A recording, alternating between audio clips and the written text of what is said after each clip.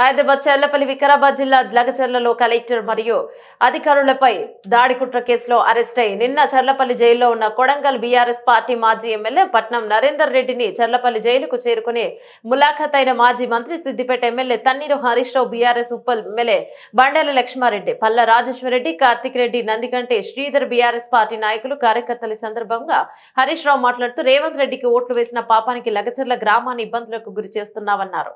నిరుద్యోగుల్ని ఇబ్బందులకు గురి చేస్తున్నామన్నారు. పోలీసులు ధర్నా చేస్తే అది బీఆర్ఎస్ పార్టీ వెనుక ఉండి నడిపించిందన్నావు. రేవంత్ రెడ్డిని సొంత నియోజకవర్గంలో నీకు వ్యతిరేకంగా ఉంది, అది ముందు తెలుసుకో అని అన్నారు. ఎస్సీ ఎస్టీలు బీసీలు ధర్నాలు చేస్తే మేము అండగా ఉంటామన్నారు. గతంలో 6 గ్యారెంటీలు అన్నావు, అందులో నిరుద్యోగులకు ఒక్క ఉద్యోగం రాలేదని ఘాటుగా విమర్శించారు.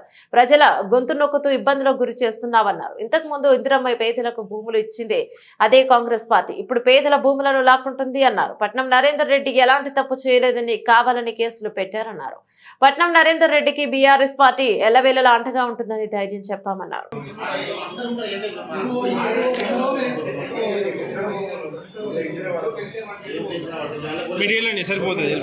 పూర్తి అండదండగా ఉందనేటువంటి విశ్వాసాన్ని మేము ఆయనకు చెప్పాం. తప్పకుండా న్యాయం గెలుస్తుంది, ధర్మమే నిలబడుతుంది. నువ్వు అక్రమంగా కేసు పెట్టచ్చు, మమ్మల్ని జైల్లో పెట్టచ్చు, మాకు న్యాయం మీద నమ్మకం ఉంది, న్యాయస్థానాల మీద మాకు నమ్మకం ఉన్నది. మా న్యాయవాదులు తప్పకుండా పోరాడతారు. నిర్దోషిగా నరేందర్ రెడ్డి గారు బయటకు వచ్చేది ఖాయం. నరేందర్ రెడ్డి గారికి ఏ సంబంధం లేకుండా అక్రమంగా ఆయనని కేసులో ఇరికిచ్చారు. తప్పకుండా న్యాయస్థానంలో మాకు న్యాయం జరుగుతుందని, నిర్దోషిగా నరేందర్ రెడ్డి గారు బయటకు వస్తారనే సంపూర్ణమైన నమ్మకం మాకు.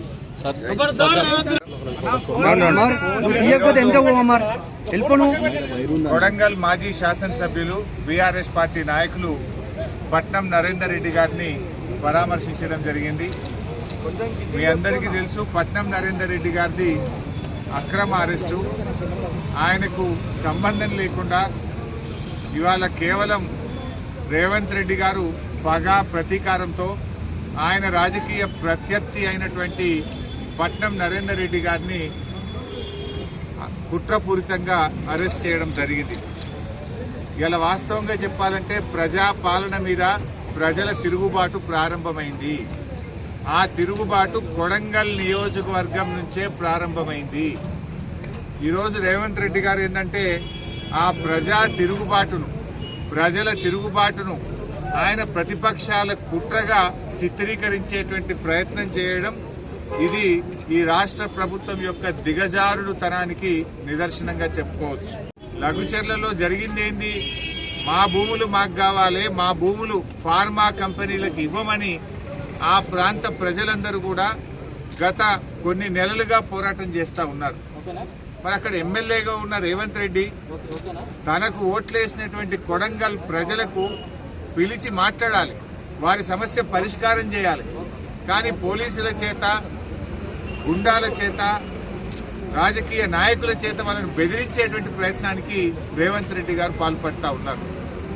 అంటే నీకు ఓటేస్తే ఏదో మేలు జరుగుతుంది, మేమంతా బాగుపడతాము, 15,000 రూపాయల రైతు భరోసా వస్తుంది, 2,500 మహాలక్ష్మి వస్తుంది, 4,000 పెన్షన్ వస్తుంది అని మేము బాగుపడతామని నీకు ఓట్లేస్తే, నీకు ఓట్లేసిన పాపానికి ఆ లఘుచర్ల గ్రామ ప్రజల మీద కర్కశంగా ఇవాళ నువ్వు వ్యవహరిస్తా ఉన్నావు.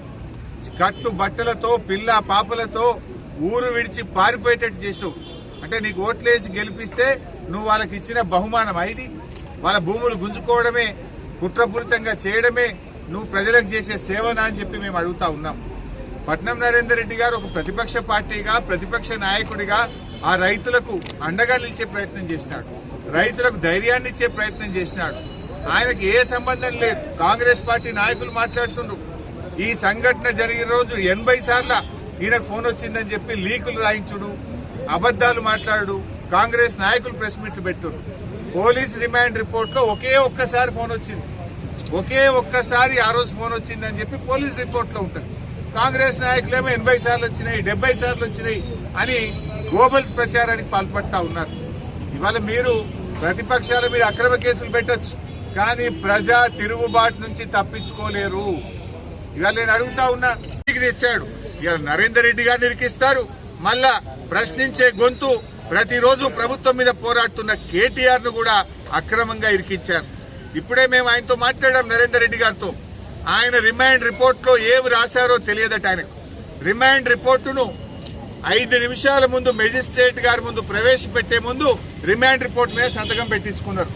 ఆ రిమాండ్ రిపోర్ట్ లో ఏముందో నాకు తెలియదు. జైల్లో పొద్దున పేపర్లు చూస్తా ఉంటే రిమాండ్ రిపోర్ట్ లో కేటీఆర్ గారికి కూడా దీనిలో ప్రోద్బలం ఉన్నదని, కేటీఆర్ గారు ఎన్ని డబ్బులు ఖర్చు అయినా పెట్టమని చెప్పినట్టు వీళ్ళే రిమాండ్ రిపోర్ట్ రాసి రిమాండ్ రిపోర్ట్ లో చదివే అవకాశం లేకుండా సంతకం పెట్టించి ఇవాళ తప్పుడు రిమాండ్ రిపోర్ట్ రాసినారు. తప్పుడు రాసిందని చెప్పి నరేందర్ రెడ్డి గారు మాకు చెప్తూ ఆయన చాలా బాధపడ్డాడు. అసలు నాకే సంబంధం లేదు, నాకే విషయం తెలియదు, కేటీఆర్ గారికి సంబంధం ఉందని ఆయన ఇరికిచ్చే ప్రయత్నం, నన్ను అక్రమంగా ఇరికిచ్చారు, ఇది అన్యాయం. అసలు రిమాండ్ రిపోర్ట్ రాసే ముందు నాతో మాట్లాడలేదు, ఏమి రాశారో చదివే అవకాశం నాకు ఇవ్వలేదు, రిమాండ్ రిపోర్ట్ లో ఏముందో నాకు తెలియకుండా ఒత్తిడి చేసి నాతో సంతకం పెట్టించారు. అంతకు మించి నాకు తెలియదు. ఈ విషయాన్ని మీకు చెప్పడమే కాదు, నిన్న మెజిస్ట్రేట్ కూడా చెప్పాను.